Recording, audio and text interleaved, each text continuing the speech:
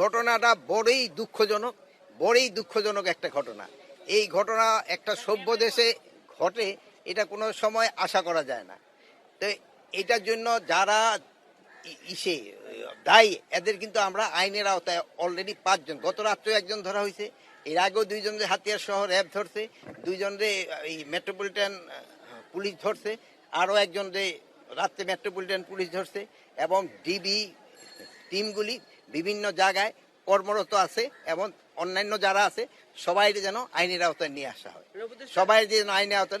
এই ঘটনাটা খুবই দুঃখজনক।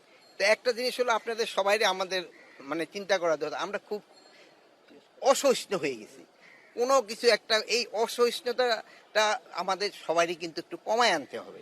এটা কিন্তু এই নীতি নির্ধারণ আমাদের সবারই দায়ী রয়ে গেছে। আমরা আমাদের ছেলে মেয়েদের, আপনারা আপনাদের ছেলে মেয়েদের, ক্লাসের কলেজের শিক্ষকরা আছে, ইউনিভার্সিটির শিক্ষকরা আছে, সবাই এইটা একটা দায়িত্ব, স্কুলের শিক্ষকরা আছে, দেন ডাক্তার আছে, সমাজের আমার মনে হয় সব শ্রেণী এটার সাথে যদি একটুই হয়, সবাই সহযোগিতা করে, এই অসহিষ্ণুতা একটু কমায় আনতে হবে।